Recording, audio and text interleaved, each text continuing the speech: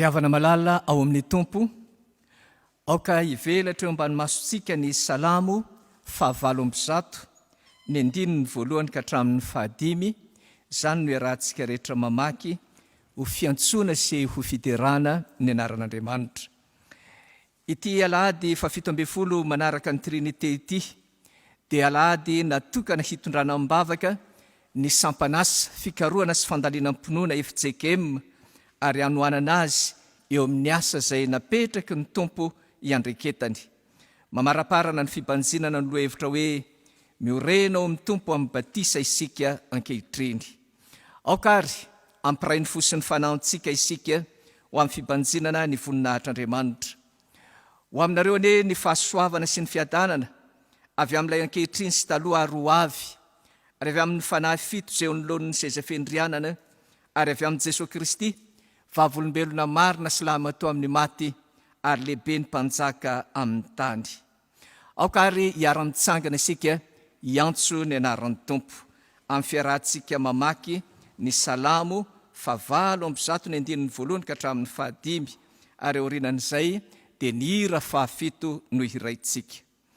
Amin'ny anaran'ny tompo, Andriamanitro, tafatoetra ny foko, ny fanahiko no hira sy ankalaza, mifoaza ary valisy lokanga, ifo maraina koa aho, hideranao eny amin'ny firenena maro ao Jehova ary ankalazanao eny amin'ny jentilisy, fa lehibe mihoatra ny lanitra ny faminramponao,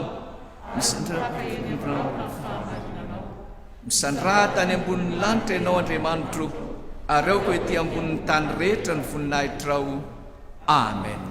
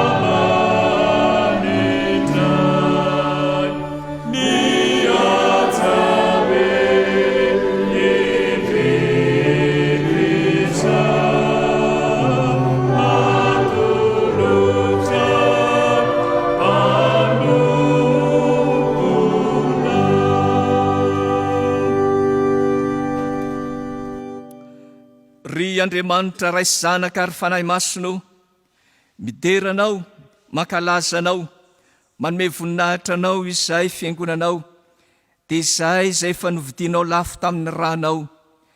Mideranao izay ny amin'ny fitondranao ny fiangonanao, hatramin'izay ka mandraka ankehitriny, ka mbola mampijoro azy hatrany, na dia eo aza ireo toe-javatra samihafa misy eto amin'ny ity izao tontolo izao ity. Mideranao izay ny amin'ny fisiny izao sampanasa, fikaroana sy fandaliana ampinoana izao, anankiray amin'ireo izay entinao mitaiza sy mamelona ny fiangonanao. Tario ary izay fanahy masino amin'izao fanompom-pivavahana tanterahana izao, mba hahatonga izany ho tena fanomezam-boninahitra anao tokoa, ary andraisanay ny fitahim-panahy izay sitraka ao homenanay indray anio. Dia ho anao Andriamanitra raisy zanaka ary fanahy masina ny voninahitra mandrakizay, ary amin'ny anaran'i Jesosy Kristy velona izay eto afovoanay no anandratanay izao vavaka fiderana izao. Amen. Petraka ianareo. Aorianan'ny fandrenesantsika ny sitrapon'Andriamanitra dia ny hira faharoa amby folo amby eninjato ny andininy voalohany sy ny faharoa no hiraintsika. Ry havana malala ao amin'ny Tompo, ndeha hampandrosofina isika iaino ny teny manambara ny sitrapon'Andriamanitra. Andriamanitra ny razantsika efa nanendry anao ahafantatra ny sitrapony sy ahita ny ray masina, ary iaino ny teny aloky ny vavany, fa vavolombelony amin'ny olona rehetra ianao, ny amin'izay efa hitanao sy renao. Ary ankehitriny, inona ny mampijanona anao? Mitsangana, miantsoa ny anarany, ary ao ka atao batisa ianao, ka ho sasana ho afaka amin'ny fahotanao. Amen. Sambatra ny mahitsy lalana izay mandeha araka ny lalàn'i Jehova, sambatra izay mitandrina ny teny vavolombelony ka mitady azy amin'ny fonony rehetra. Amen.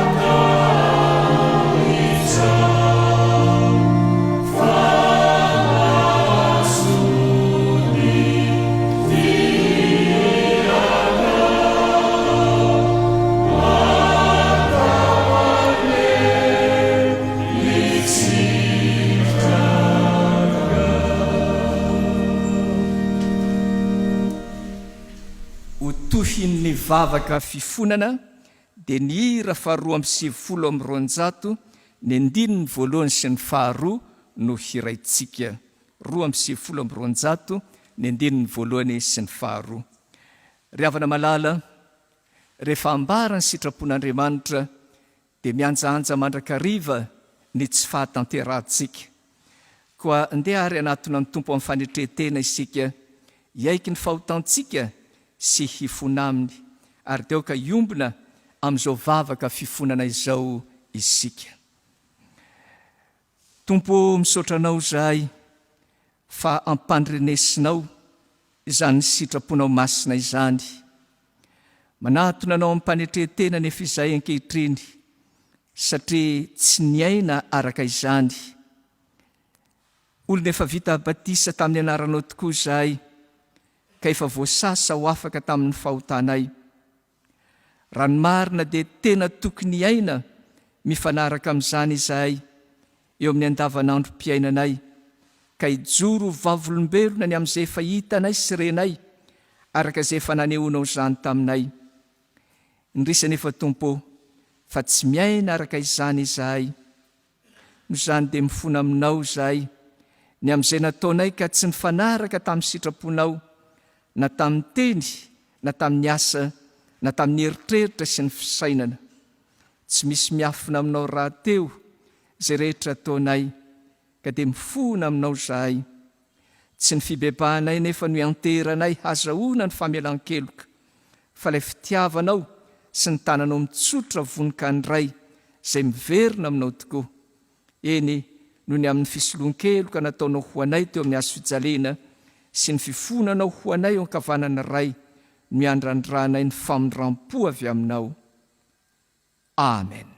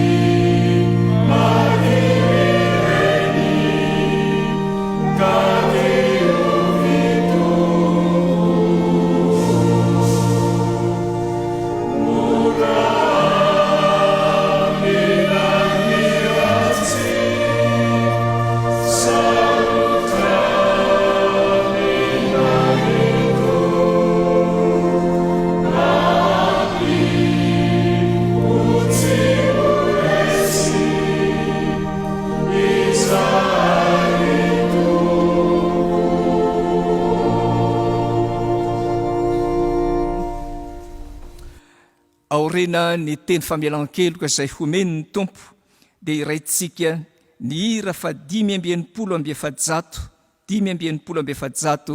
ny andinin'ny voalohany sy ny fahaefatra. Ry havana malala ao amin'ny tompo, ho antsika izay mibebaka marina tokoa dia raiso mpitsanganana amin'ny finoana sy ny fanantenana ny teny soa nampitondray ny tompo ho famelana ny elontsika. Aoka hiara-mitsangana isika. Hoy ny teny izay nampitondrainy: tao amino ny namorananareo tamin'ny famorana tsy nataony tanana, tamin'ny fanesorana ny tenany nofo dia tamin'ny famorany Kristy. Fa niara-ny levina taminy ianareo tamin'ny batisa, izay niarahanareo natsangana taminy koa noho ny finoana ny asan'Andriamanitra izay nanangana azy tamin'ny maty.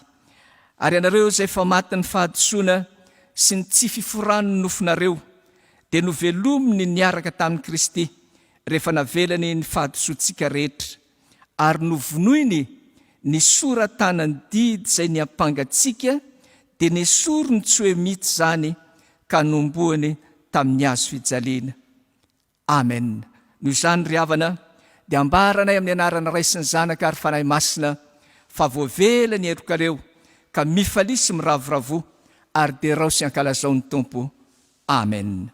Sambatra ny olona izay voavela ny elony sy voasarona ny fahotany, sambatra ny olona izay tsy sainy Jehovah eloka ary tsy misy fitaka ny fanahiny. Amen. No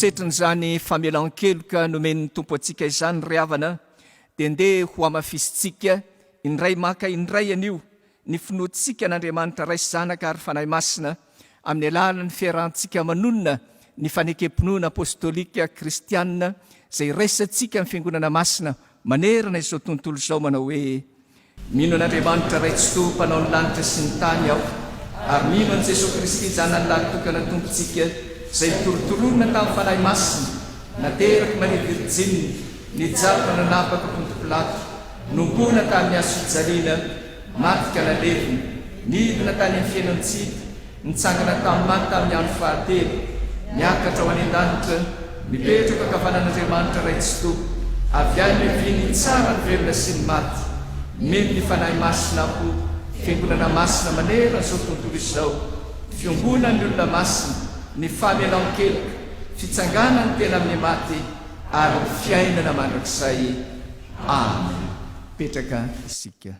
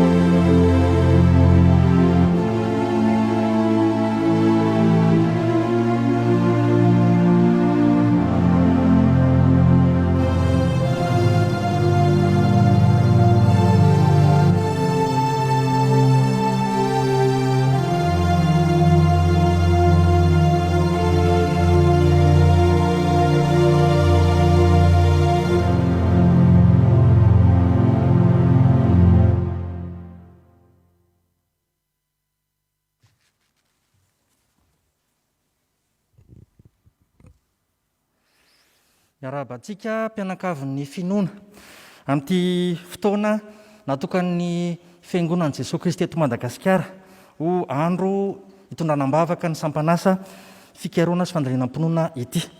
Dia izao ny rarahan'ny fiangonana tsara ho fantatra. Misaotra an'Andriamanitra isika ny amin'izany fotoana izany.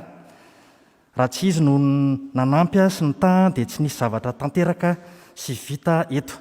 Ary ankilan'izay isaorana koa ny fiangonana eto amin'ny FJKM Amparibe Famonjena. Isaorana ny mpitandrana sy ny fiangonana nanome malalaka ny fiangonana ahafahana manatanteraka izao Fotoam-pivavahana izao. Dia Andriamanitra mandrakira-pahasoavana amaly fitia anareo. Dia misaotra ny komitin'ny FFP tonga nanohina ny antso, misaotra ny kristianina nanohina izao antso izao hiaraka iombom-bavaka. Ary isaurantsika ihany koa ny teknisianina izay ampita izao fotoana izao amin'ny hainao manjery ahafahana mampiaina ny fampivavahana ho an'ny kristianina FJKM rehetra. Dia izao no afatra izay tsara ho fantatra ho an'ny kristianina rehetra amin'ity aladin'ny FFP ity. Ry havana ho aminareo anie ny fahasoavana sy ny fiadanana avy amin'Andriamanitra raintsika sy Jesosy Kristy Tompo. Amen. Ampifaliana no anolorana fiarabana ho an'ny mpianakavin'ny finoana rehetra atao amin'ny sahan'ny FJKM amin'izao alahady natokana ho an'ny sampanasa fikaroana sy fandalinam-pinoana FFP izao.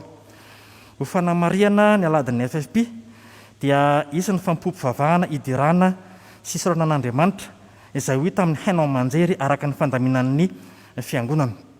Isaorana indrindra koa Andriamanitra fa ho fanohizana ny asa momba ny sinodam-pinoana ka nandalinana ny franc-maçonnerie sy ny homosexualité dia vita soamantsara ny boky kely taridalana fitaizana sy fanaovana dinika momba izany. Rehefa azo navoaka sy namidy tany amin'ny sinoda lehibe tany Sambava izany, mbola azonao vidiana ao amin'ny FFP izany boky kely izany ao amin'ny FTV FJKM rihana 5 varavarana 4 sy 500.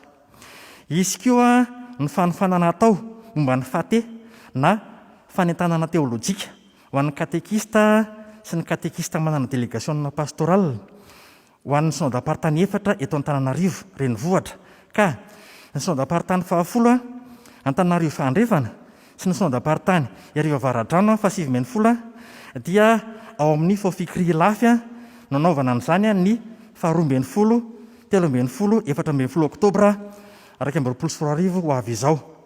Ary ny synodam-paritany faraky ambin'ny folo Antananarivo Atsimo sy ny synodam-paritany faharoambin'ny folo Antananarivo Atsinanana dia ao Isoavana Ambanitsena ny fahafolo araky ambin'ny folo faharoambin'ny folo novambra araky amby-roapolo sy roa arivo ho avy izao.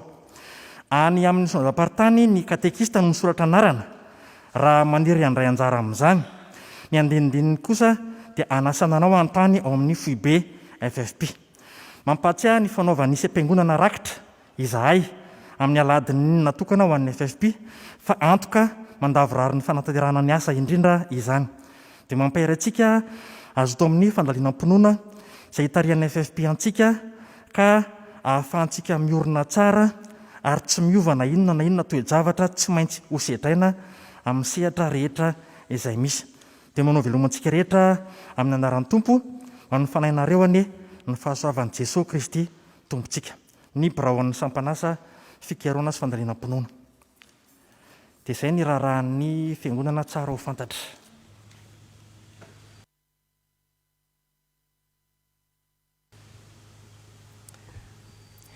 Dia misaotra ny mpiara-miasa isika riavana nanambara tamintsika ny raharaha tsara ho fantatra.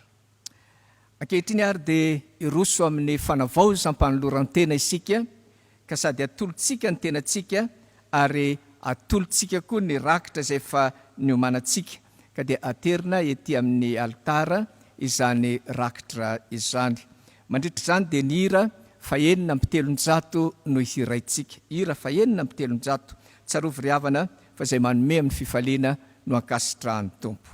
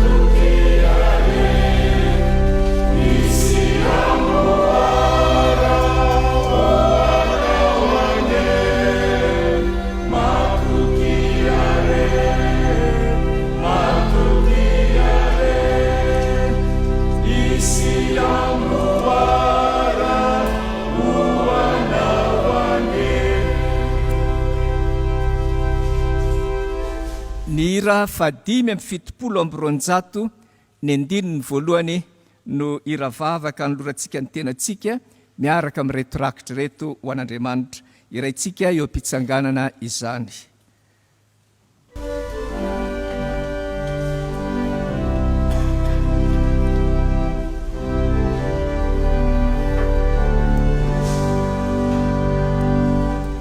Rasunao e Tompo soa ny fanatitra izao amasino avokoa zay atolotray anao rasore hoanao ho fanahy tsetaka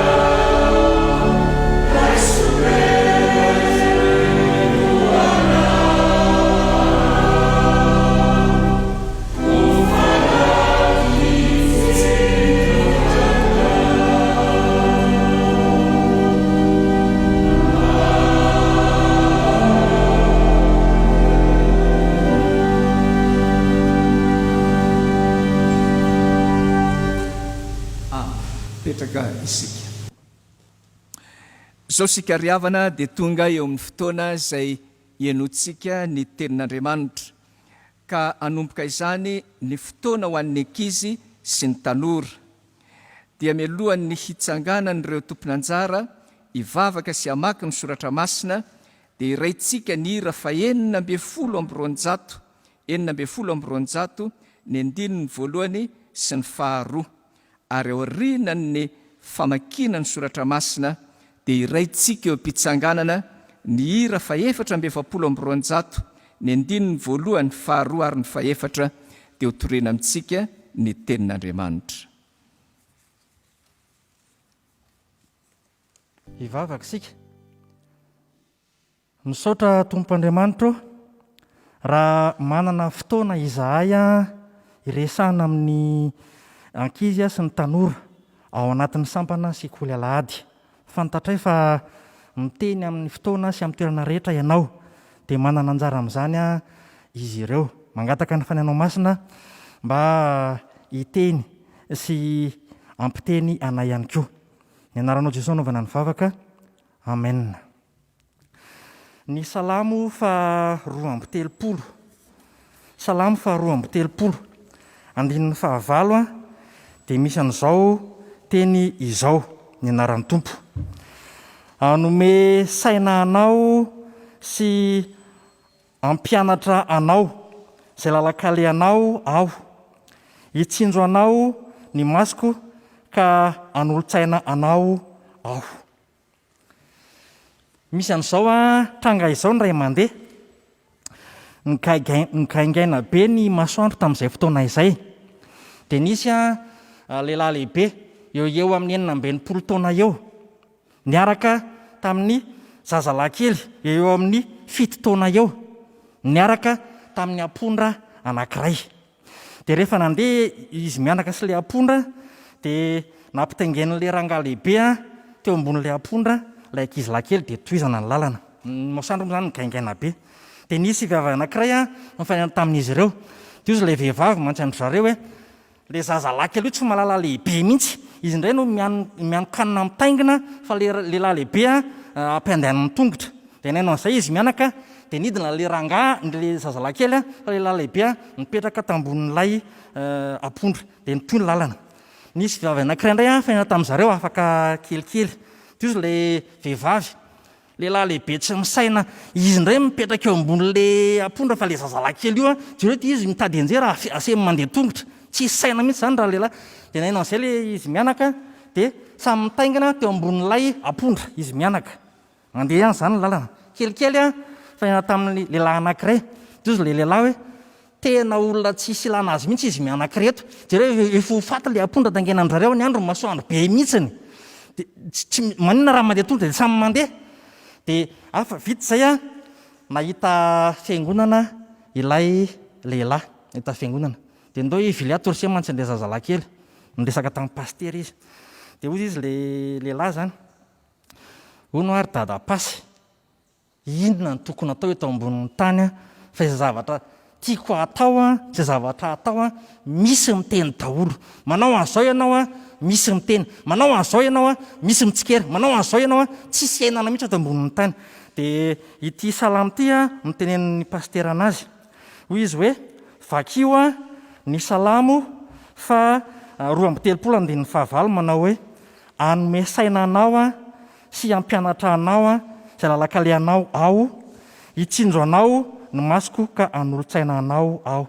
Aza mirara izay lazain'ny olona, ny olona miteny foana, ny olona mitsikera foana, fa Andriamanitra resahana, Andriamanitra antaina, dia ahita lalakale anao sy izay ataonao ianao. Isika koa tsy hoe tsy mirara olona akory tsy izay, fa tena zava-dehibe ny miaino ny tenin'Andriamanitra, manaraka ny tenin'Andriamanitra. Ho an'Andriamanitra ny voninahitra. Hivavaka isika. Misaotra Tompo fa afaka nandreza ny teninao izany izahay. Fantatray fa mpanolotsaina anay ianao. Andriamanitra mihevitra izay mahasoa sy mahatsara anay ianao. Dia ampio izahay amin'ny lalan-kale anay, amin'ny zavatra ataonay, amin'izay rehetra tanterahanay. mahatoky izay a fa Andriamanitra momba anay tsiraray avy ianao.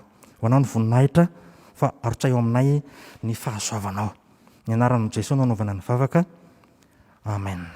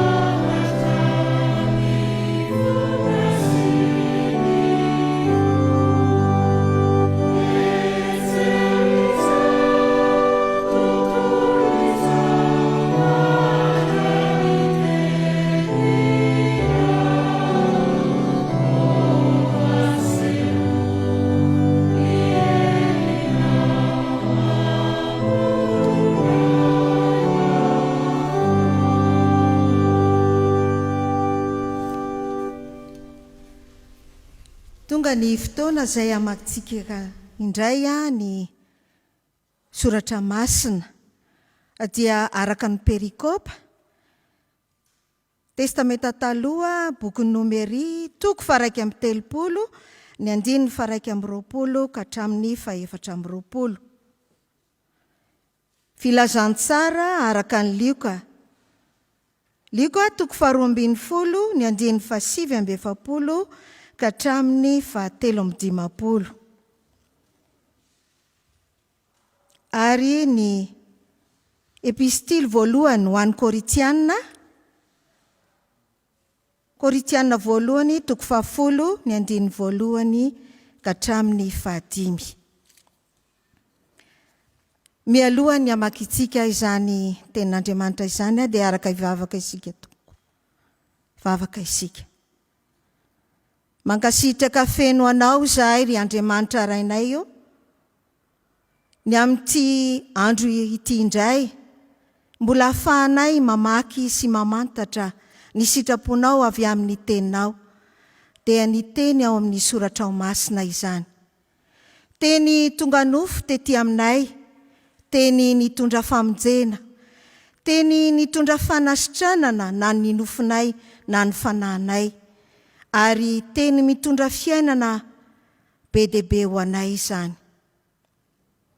Ko raha maky ny teninao ary izahay ry Tompoandriamanitra io, dia mangataka ny fanahinao masina ialoha lalana anay sahady, anokatra ny foamam-panahinay ianao ka ho tanilona ka ny fonay izay andray izany teninao izany, mba ho tena fiainana ho anay tokoa, ary anazava ny sainay ihany koa, mba ahaizanay mandinika, mahalala ary mahafantatra ny alalan'ny teninao.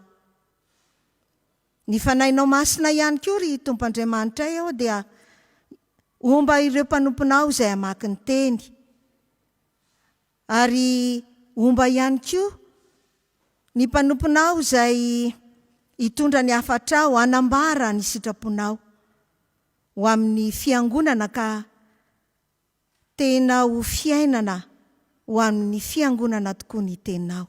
Dia mitenena ry anao ry Andriamanitra rainay eo fa voninkainanao ny mpanomponao.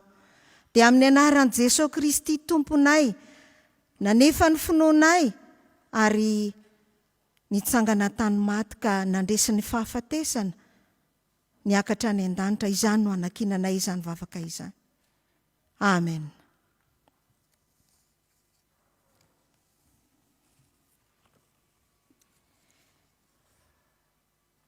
Vakina amin'ny anaran'i Jesosy Tompo ny teny.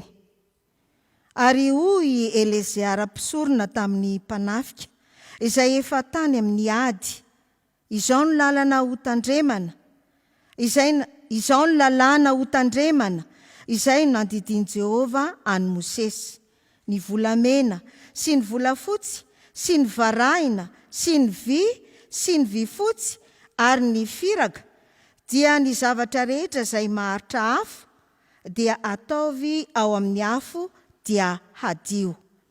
Kanefa ho diovina amin'ny rano fanadiovana koa izy, ary izy rehetra tsy maharitra afo kosa dia ataovy ao amin'ny rano ihany.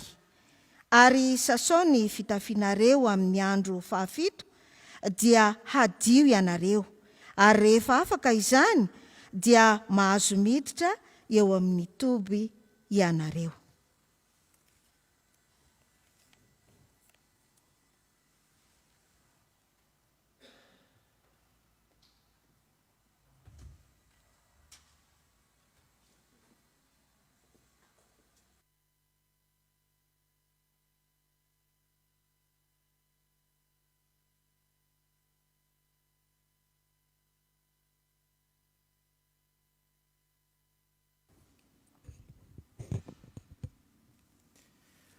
Tonga any mpiafo ety ambonin'ny tany aho, ka manao ahoana ny faniriko mba iretan'izany sady, ary manana batisa anaovanay batisa aho, ka manao ahoana ny fahoriko ambara-pahatanterany. Ataonareo fa tonga nome fihavanana ambonin'ny tany aho, tsia ho izao aminareo fa fampisarahana. Fa tramin'izao dia isy 5 sara-tsaina ao an-trano iray, ny 3 hanohitra ny 2 ary ny 2 hanohitra ny 3.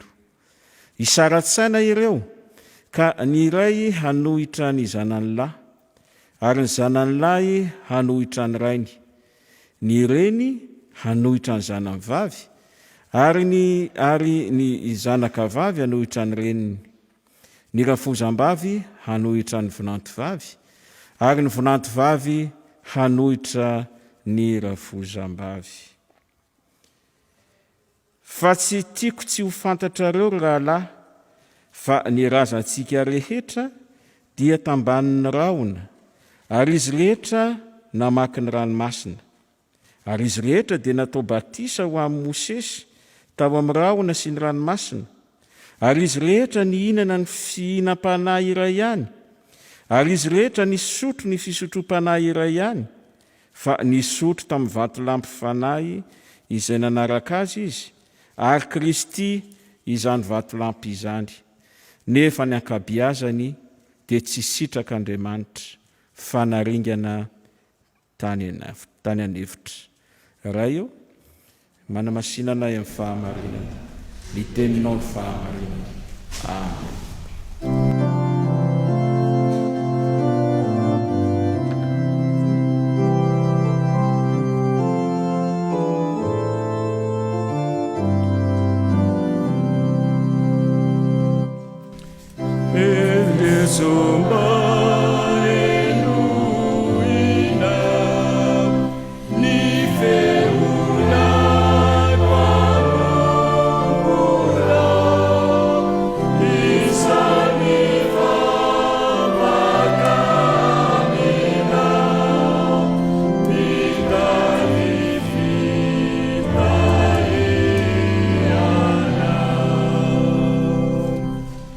Forgive me.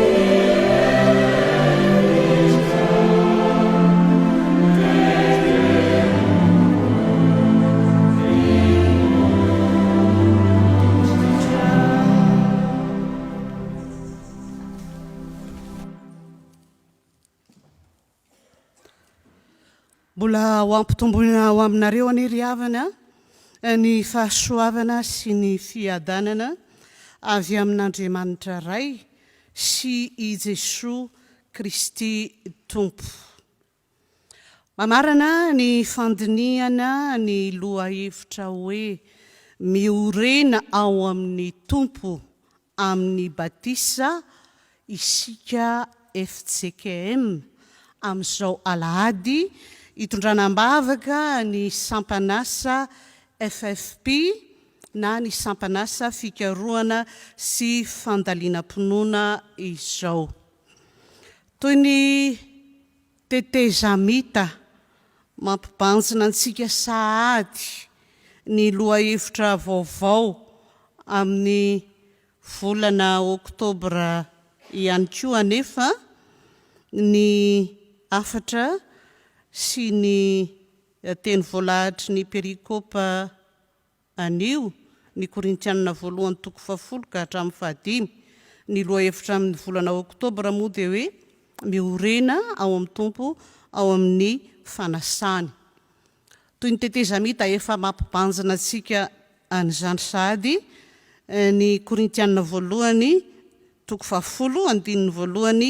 ka hatramin'ny 15 iray amin'ireo perikopa amin'ity alahady fa 24 septambra ity izay andraisantsika ny afatra avy amin'ny Tompo ao teo. Raha mijery ny io teny ao amin'ny Korintianina 1:10 ka hatramin'ny 15 isika afaka manokatra izany ianareo dia misy zavatra izay voadinika raha vao mamaky tonga dia manaitra avy hatrany. Eo ny fitarihan-tenin'ny Paoly hoe fa tsy tiako tsy ho fantatrareo rahalahy, izay fotsiny ny fitarihan-teniny, fa manomboka ao aorianan'izay izy dia miteny fa ny razantsika rehetra dia tambanin'ny rahona ary izy rehetra namaky ny ranomasina ary izy rehetra dia natao batisa ho amin'ny Mosesy tao amin'ny rahona sy ny ranomasina ary izy rehetra dia nihinana ny fihinam-panahy iray ihany ary izy rehetra ny fisotro-panahy iray ihany fa nisotro tamin'ny vatolampy fanahy izay nanaraka azy izy ary Kristy izany vatolampy izy zany. Reo andininy efatra voalohany reo dia milaza ny tombotsoa izay nanana ny razambe jiosy tamin'ny andron'ny Mosesy raha nivoaka avy amin'ny fanandevozana olonafaka avy any Egipta. Tombotsoa avokoa reo ary tsy nisy ny avaka izy rehetra miverina imbetsaka ny hoe izy rehetra, tsy misy ny angarana izy rehetra dia mampanantena eo amin'ny 15 hoe ary ny akabeazany dia sitrak'Andriamanitra ka tonga tany amin'ny tany fampanantenana. Fa tsy zany anefa fa fatiantoka ray lavaka no vokatry ny tombotsoa azon'izy rehetra. Fatiantoka ray lavaka satria hoy ny 15 hoe nefa ny akabeazany dia tsy sitrak'Andriamanitra fa naringana tany anefitra.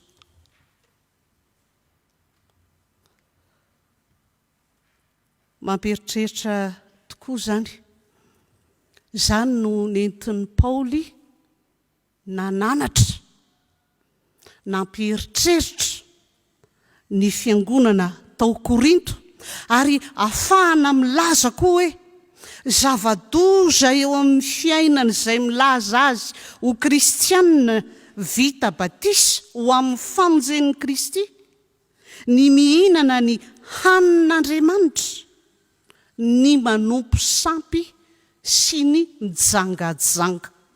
Averiko Andriamanitra, zava-doza eo amin'ny fiainana ny milaza azy ho kristianina ny vita batisa ho amin'ny famonjen'ny Kristy, ny mihinana ny hanin'Andriamanitra kanefa mpanompo sampy sy mpijangajanga. Sanatria tsy fampitahorana akory zany tahaka ny fanaon'ny olona sasany, ary tsy zany raha teo no tanjon'ny Paoly raha nanoratra izao ho an'ny fiangonana kristianina tao Korinto izy, fa ny tiany ho saintsainina, ho eritreretina, ho ajaina sy ho tandremana fatratra dia izao: ny mba hanajana zay masina, hanajana zava-masina. Ary anisan'ny zava-masina mahasaro-piaro an'Andriamanitra ny tenatsika, ny vata-tenatsika, satria antsoina hoe tenan'i Kristy, fiangonan'i Kristy, eny tempolin'Andriamanitra azy. Fa inona ny zava-nisy tao Korinto ry havana? Tsy ibahana ilaza an'izay aho fa izy ity zany fiangonana ny orona tao amin'ny faritany Romanina, tany Gresy, ary nandroso fatratra no izy nanana seranana anankiroa, Lekea sy Senkria. Vokatra ireo seranana anankiroa ireo, fantatrareo tsara ihany koa izany fiainana amin'ny seranatsambo zany, fiainana amin'ny Paolo, tena ndroso fatratra ny varotra, fa miara-mandroso amin'ny varotra koa ny fitondran-tena ratsy, ny fijangajangana. Ary tao Korinto no tena nampalaza ny teny hoe pornoia, izay ny avian'ny teny frantsay hoe pornographie. Nanahira-tsaina mafy an'i Paoly zany, fa teo ankilan'izany koa satria firenena Romanina teny Grika, nanana ny kolotsaina Grika, eo ny fahendrena araka n'izao tontolo izao, ny filozofia milaza hoe raha manana filana ny nofinao, manana filana te-hanao firaisana, dia azonao atao zany satria tsy mahakasika ny fanahinao zany. Zany ny fahendrena araka n'izao tontolo izao. Ka nahatonga ny Paoly nilaza hoe tsy zany velively aza donoina hoy izy ao amin'ny Korintianina 1:9, ny 7 ka hatramin'ny 12 ohatra. Moa tsy fantatrareo va fa ny olona tsy marina tsy mba handova amin'ny fanjakan'Andriamanitra, aza mety ho fitahina ianareo fa ny mpijangajanga sy ny mpanompo sampy sy ny mpakavadin'olona sy ny sodomita sy ny mpangalatra sy ny mpierina sy ny mpimamo sy ny mpanaratsy ary ny mpanao ankerina dia tsy mba handova ny fanjakan'Andriamanitra. Ary iry amin'ny 7:20 amin'ny 5 dia hoy izy hoe ahoana ary, moa tsy fantatrareo fa ny tenanareo dia tempolo ny fanahy masina izay ao anatinareo sady efa azonareo tamin'Andriamanitra, koa tsy tompo ny tenanareo ianareo fa olom-boavidy ianareo, koa mankalazan'Andriamanitra amin'ny tenanareo. Zava-masina, masina ao an'Andriamanitra, ny tenany mino. Ka izany no zava-misy raha fitinina tao Korinto nahatonga ny Paoly ananatra sy anoratra izao epistily izao ndrindrindrindra. Andeha iverenantsika ny fitarihan-tenin'ny Paoly, azavaina fohifohy fotsiny zany, fa tsy tiako tsy ho fantatrareo ry rahalahy. Manana n'io fomba fiteny io izy ary miverina inenina io ao amin'ny epistily samihafa nosoratany. Romanina 1:1, 1:7, 2:1, 2:15, dia eto ny 7, dia eo amin'ny 2:12, 4, dia eo amin'ny Korintianina 2:1, 9, 5, ary eo amin'ny Tesalonianina 1:4, 7, ny 9. Inona ny tena tiany Paoly rehefa miteny tahaka an'io izy? Tsy tiako tsy ho fantatrareo rahalahy. Ny tsy indroa mifanesy dia fitiavany ilaza hoe tena tiako ho fantatrareo rahalahy, tena tiako ho fantatrareo. Ny ilazany azy hoe rahalahy dia satria nandray ny filazantsara ny toriana ireo. Ny korintianina manko no anisan'ny lazain'ny Paoly hoe na tsy apôstôly ho an'ny sasany azy aho dia tena apôstôly tokoa ho anareo. Ary izany no nahatonga azy ny teny izao hoe tsy tiako tsy ho fantatrareo izao ry rahalahy. Rahalahy ao amin'ny tompo ireo rehefa nandray ny filazantsara izay nentiny ho azy, rehefa ny velona ny famonjena vokatra izany filazantsara izay no raisiny izany. Fa tena tiako ho fantatrareo rahalahy fa ny razantsika rehetra dia tambanin'ny rahona. Raha vao miteny izy hoe ny razantsika dia ilay jiosy izay nivoaka tary amin'ny fanandevozana tany Egipta hoy aho, satria ireo zany zao no ampifandanjana amin'ity afatra ho an'ny korintianina ity. Ireo nitranga, ny zavanitranga tamin'ireo razambe nivoaka avy any Egipta ireo zany zao no ananarana ireto fiangonana kristianina tao Korinto ity. Nahoana? Satria raha milaza Paoly hoe tena tiako ho fantatrareo fa ny razantsika rehetra dia tao ambanin'ny rahona, dia mety misy lasa saina ihany izay mahataka zavatra sy mandinika hoe ny jiosy nivoaka avy any zanak'Israely nivoaka avy any Egipta nge ka razamben'ny Paoly fa tsy razamben'ny korintianina. Saingy tena razamben'ny korintianina satria efa hatrany amin'ny andron'ny Abrahama rehefa natao horain'ny mino rehetra i Abrahama araka ny tenin'Andriamanitra hoe aminao no hitahina ny firenena rehetra ambonin'ny tany, dia rain'ny korintianina ihany koa amin'ny finoana i Abrahama, raintsika zao ihany koa i Abrahama, zanaky Abrahama koa isika rehetra noho ny amin'ny finoana an' Jesosy Kristy izay nitahina ny firenena rehetra araka ny voalaza teo.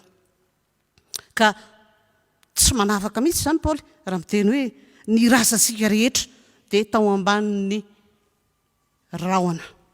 Inona moa zany ty rahona ity? Any amin'ny Exodosy 3:1-2 io rahona io dia ilay andraona ny tarihan'Andriamanitra ny zanak'Israely nivoaka tamin'ny fanandevozana tany Egipta, nizotra ny lalan'ny efitra, nihita ny ranomasina mena. Ary tsy hoe andraona moa amin'ny atoandro, andry afo amin'ny alina, ary tsy hoe andraona ny taridalana azy fotsiny ihany io, fa rehefa mamaky any am-bokin'ny Exodosy sika ny 4:4, rehefa nanenjika ny zanak'Israely ny Egyptianina ka efa hatratra azy dia nifindrana keo aorianany zanak'Israely io andraona izay lasa andry afo amin'ny alina io, ka tsy afaka manatona ny zanak'Israely ny Egyptianina. Zany hoe fanatrehan'Andriamanitra ny vahoakany, Andriamanitra mitarika ny vahoakany, Andriamanitra miaro ny vahoakany mihitsy ny andraona amin'ny atoandro, ny andry afo amin'ny alina, manazava azy, manazava ny zanak'Israely fa maizina tany amin'ny tobin'ny Egyptianina. Zany zao ilay tombontsoa anankiray. Ny razantsika rehetra dia tao ambanin'ny rahona. Rehefa mijery dika teny hafa dia ataony hoe ny razantsika rehetra dia tao ambanin'ny fiarovan'ny andrahona. Tena eo amban'ny fiarovan'Andriamanitra zany. Andriamanitra ve moa tsy aro ny olona no hafahany? Fa zany natao ambanin'ny rahona ny zanak'Israely zany dia maneho hoe olon'Andriamanitra, olon'i Jehova, vahoakan'Andriamanitra, vahoakan'i Jehova izy, nofidiny mba ho azy, tarihiny ho amin'ny fahafahana ho any amin'ny tany fampanantenana. Hoy ny teny manaraka, ary izy rehetra namaky ny ranomasina. Rehefa nasain'i Jehova nosarahany Mosesy tamin'ny tehina teny an-tana ny ranomasina, dia fantatritsika tsara fa niditra teo amin'ny tany maina ny zanak'Israely. Zany sary zany dia tandindon'ny batisa. Ka hoy ny andinin'ny faharoa hoe, ary izy rehetra dia natao batisa ho amin'ny Mosesy tao amin'ny rahona sy ny ranomasina. Raha jerena koa ny dikateny hafa izay manazava izany bebe kokoa dia hoe, nanao batisa ny tena no amin'ny Mosesy, ny roso natao batisa ho amin'ny Mosesy, nandray ny batisa ho tafaray amin'ny Mosesy. Mety lasa saintsika eto hoe, maninona no batisa ho amin'ny Mosesy no resahana. Ny ao an-tsain'i Paoly, raha manoratra amin'ny Korintianina izy, dia ny batisa ho amin'ny firaisana amin'ny Kristy. Ny batisa izay nanamasinana ny fiangonana tao Korinto, nandray ny filazantsara ho tafaray amin'ny Kristy, ary raha ambarana hoe batisa mba hahatonga ny fiangonana kristianina ho tafaray amin'ny Kristy, dia tafaray azy aminy tamin'ny nahafatesany sy tamin'ny nitsanganany ny famonjena zany resahana izy zany. Fa eto, ilay razambe tany anefitra dia natao batisa ho amin'ny Mosesy, ho tafaray amin'ny Mosesy, mba ilazana hoe izotra ny lalan'ny fahafahana miaraka amin'ny Mosesy ireto vahoakan'Andriamanitra reto. Raha jerena zany namakina ny ranomasina izany, dia tsapa hoe misy endrika anadiovan'Andriamanitra ny vahoakany miala ny Egipta, izay efa torotoro sy potipotiky ny fanandevozana.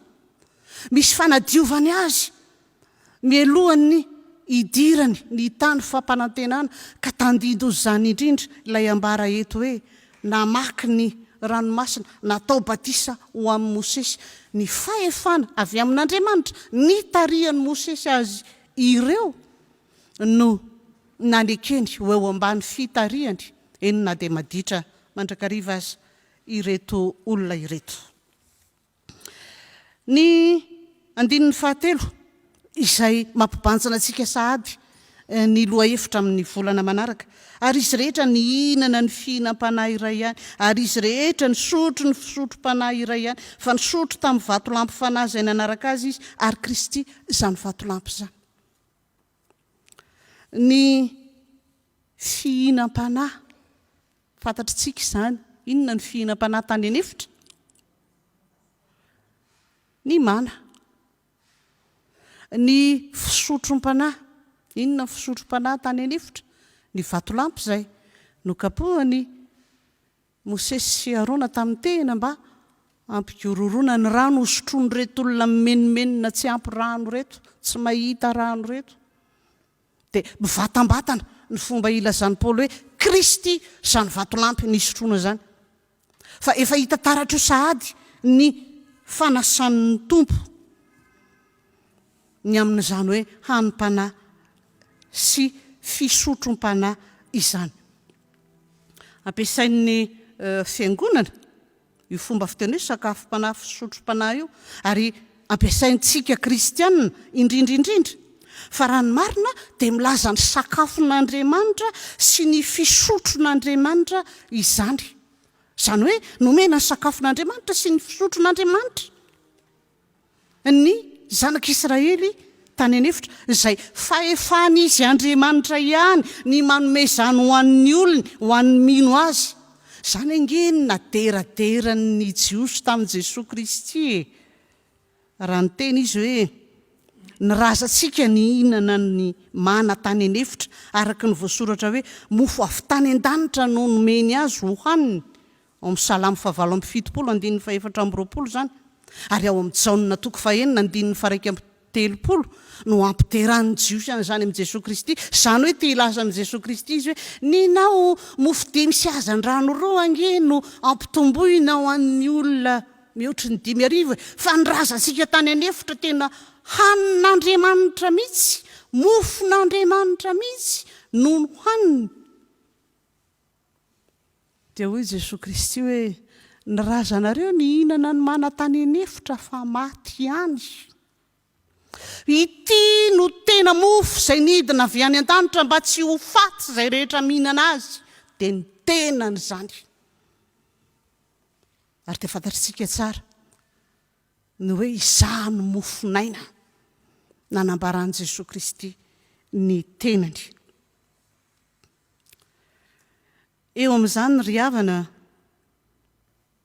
raha miteny izany Paoly apôstôly mananatra ny Korintiana hoe tena tiako fantatrareo ry rahalahy fa ny razantsika tambanin'ny fiarovan'ny androraona, fiarovan'Andriamanitra, ny razantsika rehetra dia natao batisa ho amin'ny Mosesy tao amin'ny rahona sy ny ranomasina, no hamasinina natokana ho vahoaka an'Andriamanitra. Izy rehetra nihinana ny fihinam-panahy iray ihany, nisotro ny fisotro-panahy iray ihany. Fa ny ankabeazany dia tsy hitrak'Andriamanitra fa naringana tany anefitra. Sokafo hoe ny baibolinareo eo amin'ny Korintiana 1:9 io, tsy maninona na somary lavalava ary. Andeha hoe ho jerentsika, satria tsy tafiditra ato anatin'ny perikopy, andeha hoe rahantsika mamaky ny Korintiana 1:10 ka hatramin'ny 1:12 fa izany nahatonga nyreto vahoaka reto ho tsy sitrak'Andriamanitra. Inona marina ny nataon'izy reto? Amin'ny anaran'ny Tompo andeha hiara-mamaky isika. Ary izany zavatra izany dia tonga anatra ao antsika mba tsy ho mpila zava-dratsy isika toy ny nilany reny, ary aoka tsy ho mpanompo sampy ianareo tahaka ny sasany tamin'ny reny, araka ny voasoratra hoe ny olona nipetraka hihinana sy hisotro dia nitsangana hilalao, ary aoka tsy hijangajanga isika tahaka ny sasany tamin'ny reny, ka 3:2 alina no ringana ny ray andro, ary aoka tsy hakafanany tompo isika tahaka ny nakany sasany tamin'ireny fanahy azy ka maty ny menarana ireny, ary aoka tsy himonomonina ianareo tahaka ny sasany tamin'ireny izay maty ny mpandringana, ary izany dia nanjoa azy mba ho anatra sady voasoratra izany ho fananarana antsika izay niara-ny faran'izao tontolo izao.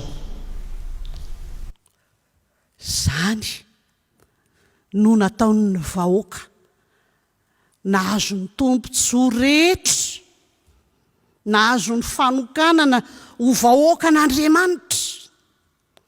Zany no nataony. Zany no nananarana ny fiangonana atao Korinto fa tsy hoe ny zavatra rehetra azoko atao, valian'i Paoly, fa tsy ny zavatra rehetra ny mahasoa. Ny zavatra rehetra azoko atao kanefa tsy ny zavatra rehetra ny mampandroso.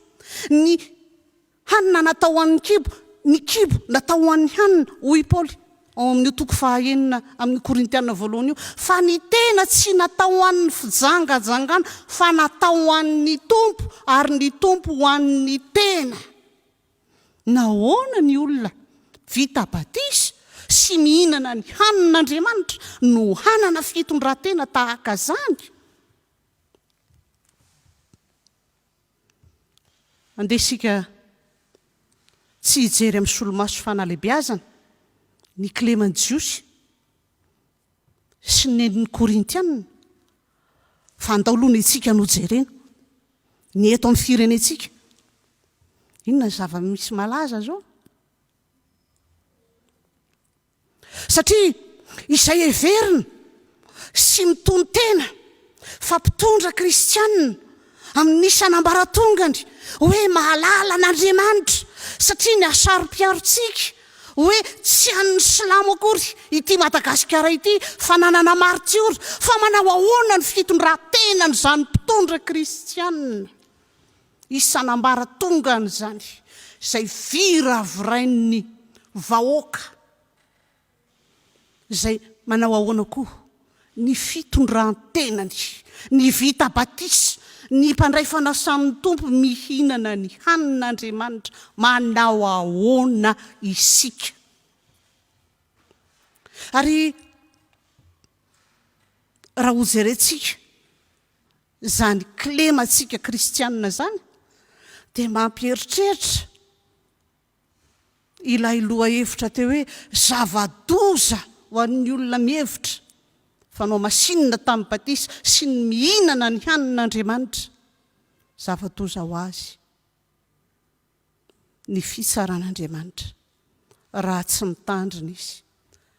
Ny jiosy any havana ka teo amin'ny toerana nisy ny tempolon'i Jerosalema no misy ny moskeny silamo zao efa nitoman'iny tompo zany lazany hoe hovaliny tsy nahafantaranao ny andro namanginanao. Isika malagasy koa dia firenena novangin'Andriamanitra, nataony nahalala azy ary sanatriny ny vava, tena ataoko hoe sanatriny ny vava na misy silamo mety haino an'izao teny toriana zao azy ny hoe lasa firenena silamo Madagasikara, hovaliny tsy nahafantarany vahoaka malagasy sy ny mpitondra azy ny andro namangina azy tamin'ny alalan'ny martiora, satria sady firenena mijangajanga no manompo sampy tsy misaraka ireo ry havana.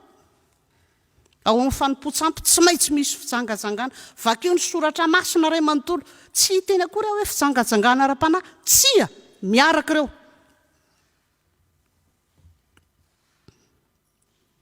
Ary nanomboka hatrany amin'ny andro ny fahampanjaka zany raha mahay ny tantara isika.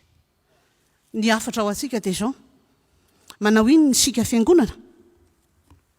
Isika no mitaiza ny olom-pirenena, isika no mitaiza ny mpitondra fanjakana, satria ny atao hoe fiangonana mpaminany dia samy teny eo anoloan'ny mpitondra ny tsy mety rehetra. Savy isika, sampiraitsy kombakomba, sampitady tombotsoa. Noho izany manainga anareo ary havana, amelona indray ny fanamasinana izay noraisitsika nanokanana antsika hatrany amin'ny batisa, ny fanamasinana ny nahampandray fanasan'ny tompo antsika ka hinanantsika ny hanin'Andriamanitra, ary indrindra ny fanamasinana ny tenantsika sy ny fomba mampanao tsika ary ny fitondran-tenantsika manainga antsika amasino ny fiainam-panompona matahoran'Andriamanitra, ary aoka izay miaino izany ibebaka. Ho an'Andriamanitra irery ny voninahitra, hitoetra ao amintsika mandrakariva ny famindram-pony. Amen.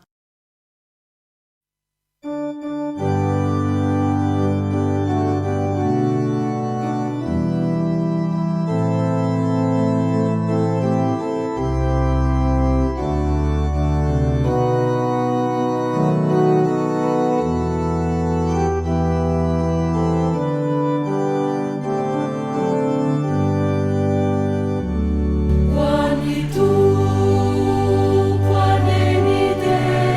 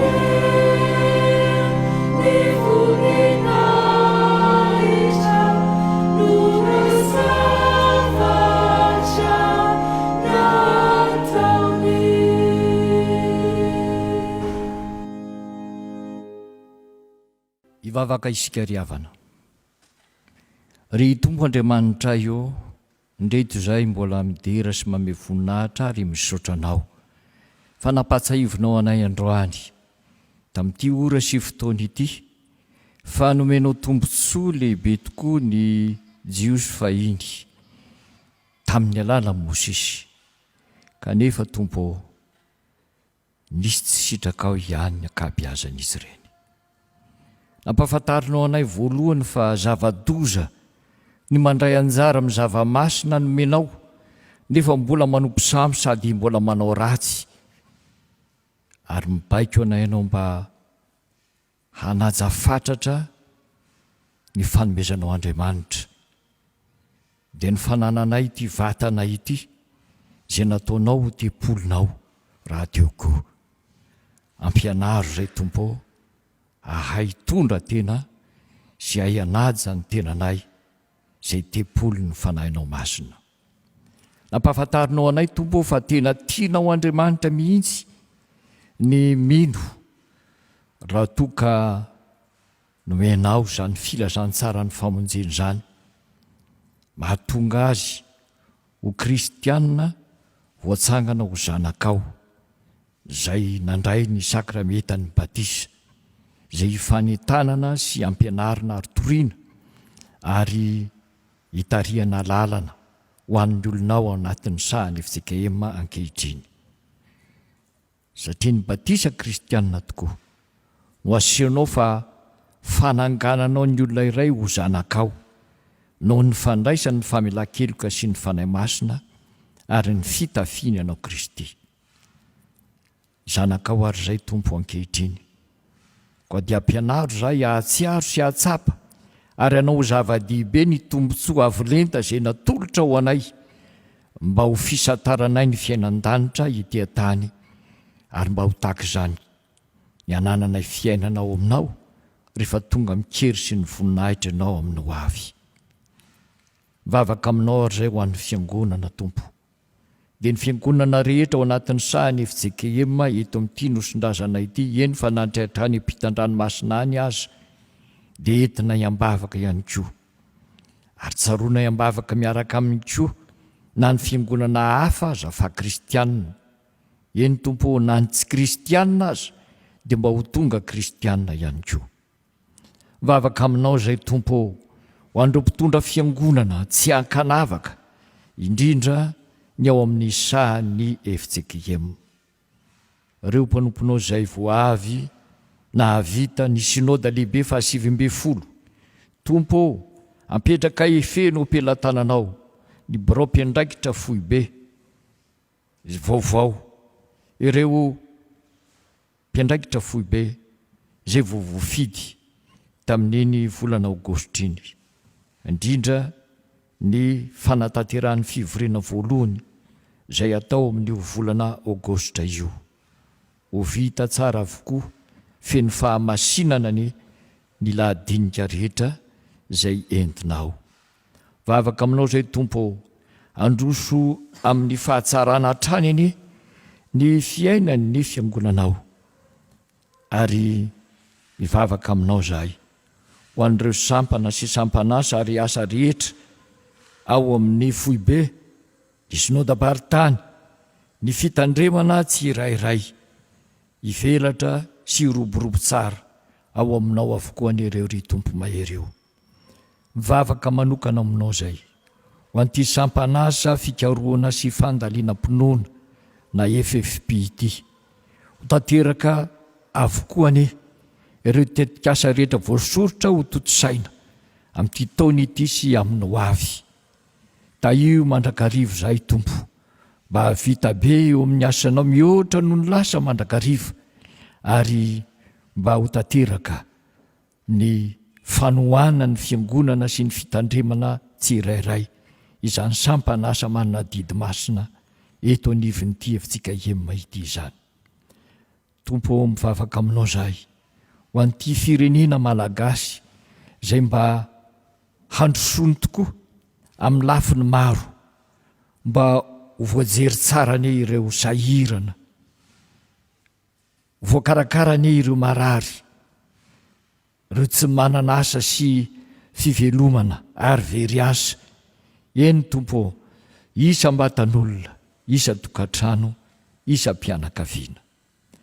Mivavaka aminao zay Tompo ho an'ny filoham-pirenena sy ny ankonany, ary ireo mpiara-miasa aminy, ary koa ireo manodidina ireo mpiara-miasa aminy rehetra ihany koa, mba hitsinjo sy hijery ny vahoaka malagasy manontolo, ahita ny tokony atao mba hialana amin'izao fahaseranana izao, ary mba ho levona miandalina ihany koa ane ireo aretin-dratsy na valana aretina zay mamongotra sy mandripaka nisy na ny tany aloha na ny ankehitriny na ny ho avy zay niatra tamin'ny firenena.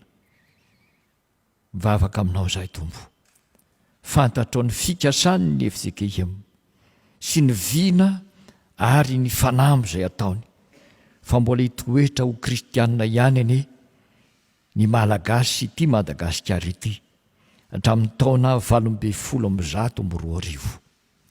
Fantatray Tompo fa manana hevitra zay veranao ity nosondrazana ity ianao, ary ho fiadanana zany fa tsy ho loza, satria firenena tianao ary matoky anao, na ny razana teo aloha zay nanao sorona ny aino martiora, na zay taranaka ny martiora zay mandimby ankehitriny sy ny taranaka rehetra ho avy. Tompo, taterao aminay zay mahasoa mba hatonga ny fiangonanao ho velona mandrakariva, ho fiasam-pahasoavana sy mahasoa ny firenena amin'ny alalan'ny fanainao masina.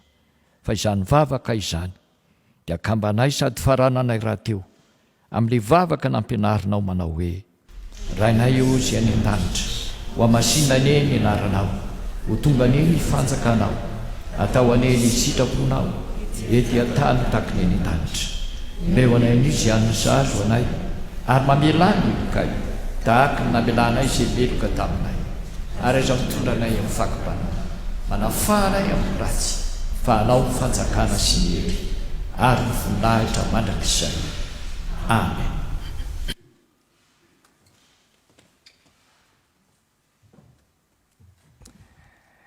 Dia misaotra ny Tompo isika ry havana ny amin'ny fahalavorareny izao fanompoam-pivavahana teto izao.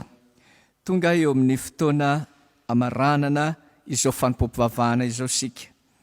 Iraintsika eo am-pitsanganana ny hira fa 470 ny andininy voalohany sy ny faharoa mialohan'ny tsodrano ary ny andininy fahatelo ao aorianan'ny tsodrano. Aoka hiara-mitsangana isika.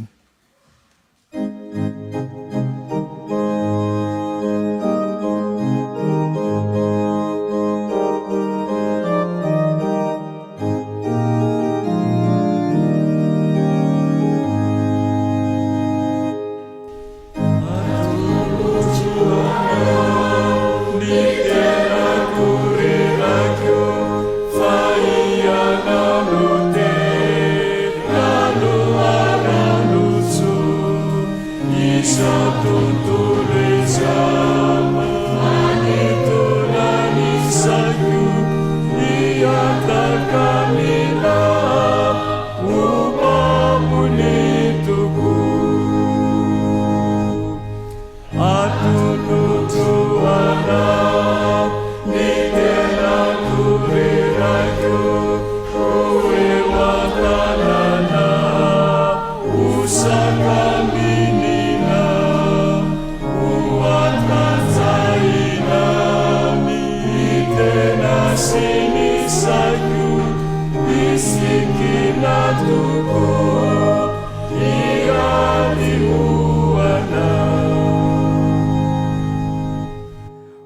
tanteraka aminareo rehetra ny tsodrano izay tononona amin'ny anaran'ny tompo ary raiso amin'ny finoana izany. Ary Andriamanitry ny fiadanana izay nitondra ny Jesosy tompontsika mpiandrondry lehibe hiala amin'ny maty, mitondra ny rano fanekena mandrakizay, izy ania tanteraka anareo amin'ny tsara rehetra noho ny sitrapony, ka hiasa ao anatinareo izay ankasitrahana eo masony amin'ny alalan'i Jesosy Kristy, ho azy ny voninahitra mandrakizay. Amen.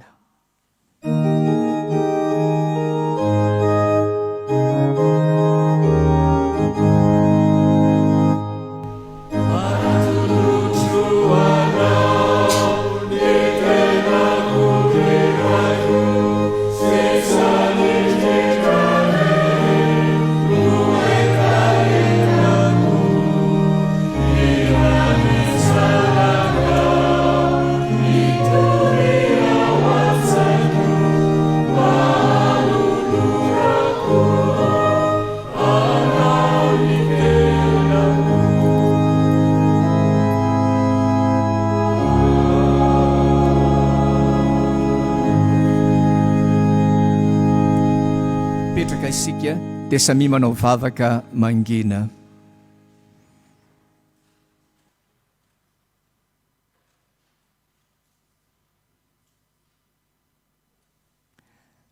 Ho an'Andriamanitra irery ny voninahitra amin'ny anaran'ny Ray sy ny Zanaka ary ny Fanahy Masina. Amen.